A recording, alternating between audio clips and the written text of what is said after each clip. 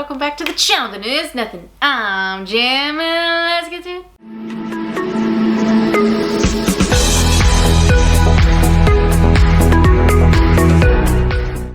So today we're diving on into another fantastic book tag. We're diving on into What Cats Do. So let's go.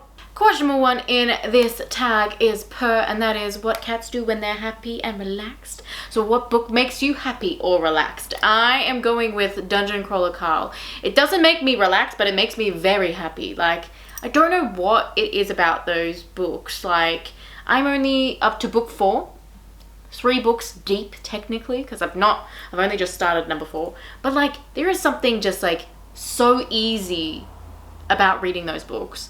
Like, it is a bit of a dark topic and it is a bit gruesome and gory at times. But I'm like, oh, I just never know what's going to happen. Like, something happened in the book the other day that like shooketh me. And I was like, oh my God, I didn't see it happening. I didn't see that happening from a mile away. I couldn't have guessed it because I thought Carl was going to die in book 3. You know, there's some feuding with some people, a particular group. And like, he's sort of warned in book 2 that like someone might go and kill him. So to see that all play out and see what happens is very interesting. And there's still like heaps of other like sort of loose ends from the previous books that I'm like, oh my God, my mind is boggling at what's gonna happen. Like, it makes me so happy to see like storytelling like this. And it's just so much fun to read. Like, him and Donut. I love Donut. Question number 2 is Sleep, and that is a book that put you to sleep or was just so boring, and it was These Violent Delights. Oh my God, like, I wanted that book to be so much cooler than it was. Like, the beginning chapter is just so epic, and then it's like, bugs?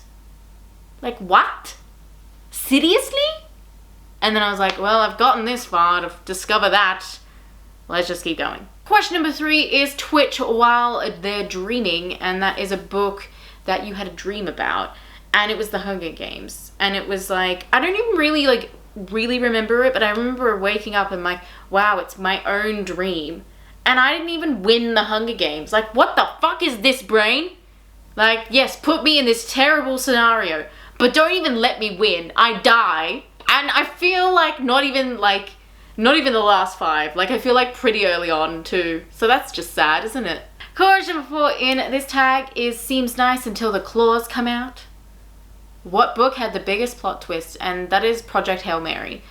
When I first read it, I was pretty shocked at the ending. Like, Grace wanting to stay on the planet with Rocky. Like, I didn't understand it fully until the movie. Like, I feel like reading that, it just feels like so shocking. You're like, what? Why would you choose to stay? But like, seeing people sort of come out and speak about the scene like in the movie has made me realize that that was probably the best choice for him. Like, he has already been on this journey for so long. By the time he got back, like, everybody he knew would be gone. Like, there would be no point for him to go back. Like, it just wouldn't make any sense. And then also like that whole moment where he's like teaching the class and like the smile that he has on his face, it's just like, okay, this makes sense. But like in the book, like, that seems like so left field, like so not something that character would choose.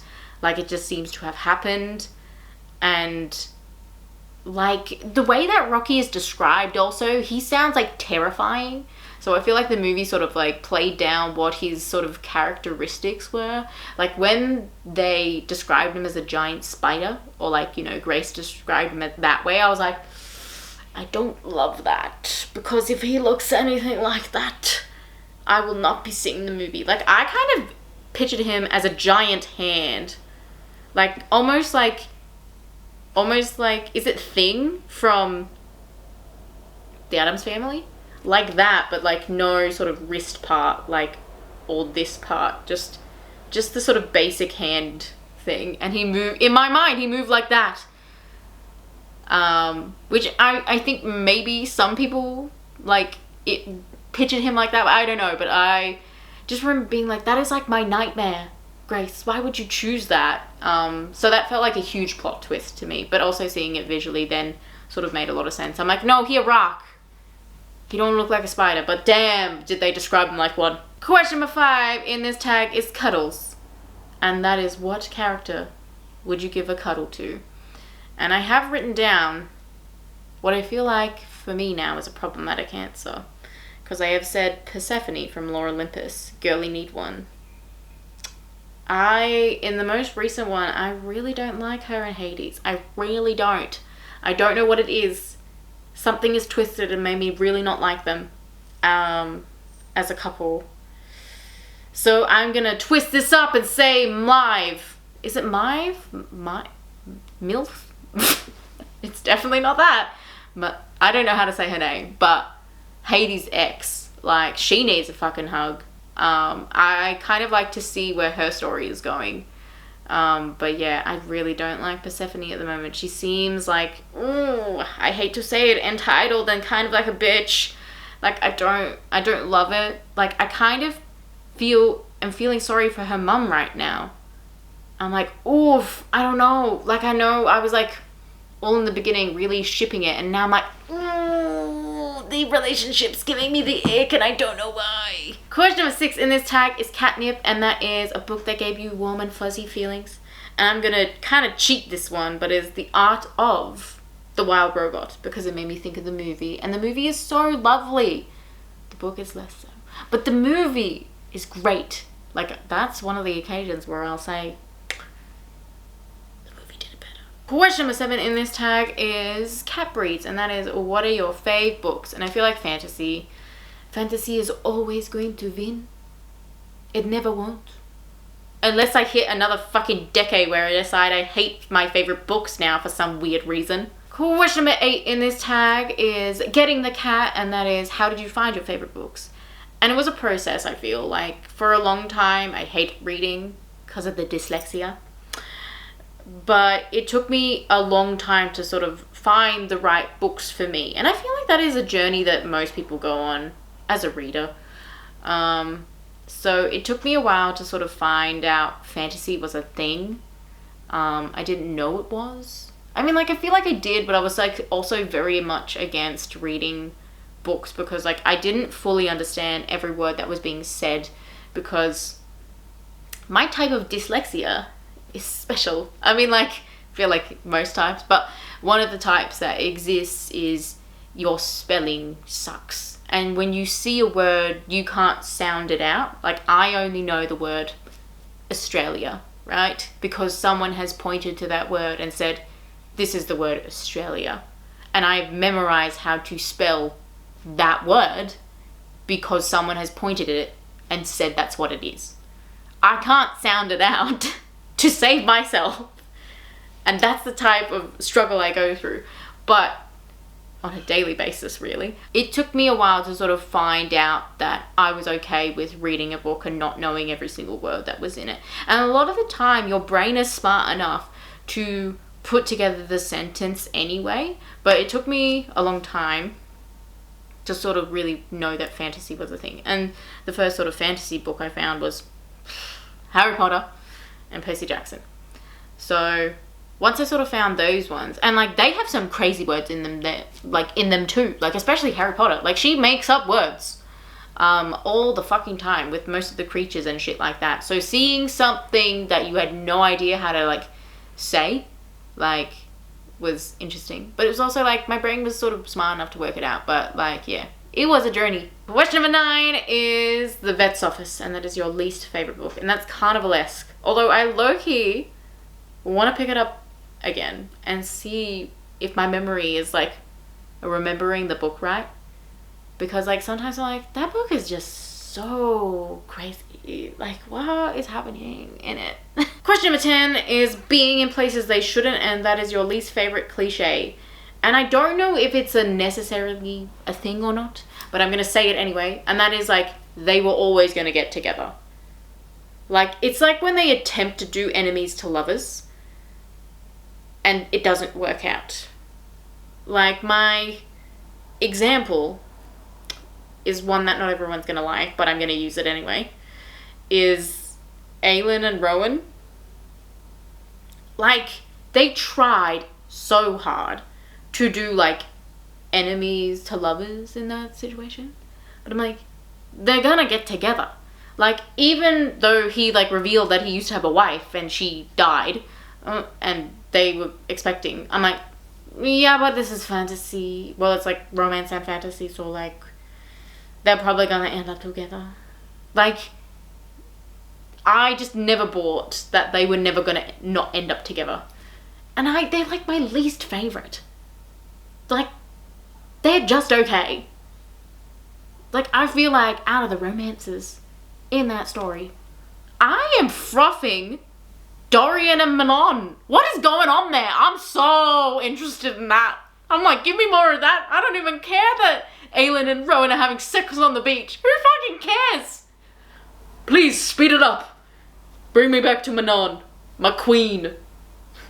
And Dorian, who's just okay. Question number 11 in this tag, which is the last question, is the good old cardboard box, and that is the most underrated book series. I don't think this one is underrated, or I hope it's not, but I'm gonna say it anyway because it feels underrated for me at this present time. I'm gonna say the Invincible comic book series because I feel like people think that the show is better. Have you seen the art in those books? Like, it's far superior than whatever season we just watched. Just saying. Like, I feel like a lot of people will agree with me. Like, there's a little bit more in the comics than there are in the show. There's some things they changed, which was good for, like, inclusivity and, like, to make it more modern and less cringe from, like, the early 2000s or back, with jokes that were never really going to land with a modern audience. Like, there's sometimes I'm like, oh, this is painstakingly old writing. Because, like, they do a lot of the jokes where it's like, that's so gay. And that's just never going to land with a modern audience. But I feel like it's a little bit underrated because it is a little bit timed. It's a little bit aged. But it doesn't make it bad. Like, and there's, like, some interesting stuff that happens there. There's more that they can go into in that. There's obviously, like, better stuff they can do with the design of the characters that is limited in the show. Because I also read the art of Invincible, and it was sort of interesting how they sort of went with a very minimalistic sort of vibe. But it's easier. Is essentially what I read in the book. But I feel like it's underrated because people are just, oh, it's a comic, but I'll just watch the show. But I'm like, but the comic is so good. And, like, there's stuff that they do differently in the show than in the comics. And there's parts where the comics does it better than the show does. Like, especially with the most recent season, like, with the Viltrumites, or what's left of them, come to Earth because they fucking lose the war, but they don't really. And Mark is given, like, a sort of ultimatum where they're like, well, we could fucking destroy this planet, or you could just let us live here in secret. And he sort of is just like, yes, I guess I have to say, yes, that's fine. Even though it's not fine because, like, Viltrumites live for fucking ever, unless killed, and it's almost like they're gonna, you know, populate the world with little Viltrumites, and sort of try and build Viltrum again because it's destroyed. So that, I would say, that's a sort of bit that happens in the comics that is far superior to the show. And even now, the direction that the show is going, like, the quality is just not there like it is in the comics. Like, it's just not. And I feel like a lot of people will agree with me on that front because I know a few people did some redesigns and they were better. So it's underrated in the sense that the quality is there that the show is not meeting. Controversial take. Anyway, guys, that's all I've got for you today. Please like, subscribe, because as always, and I'll see you next time. Goodbye. Here you go. You have to be in the video. You have to. It's got cat in the title.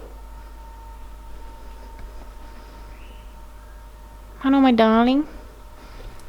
Hello, my little darling.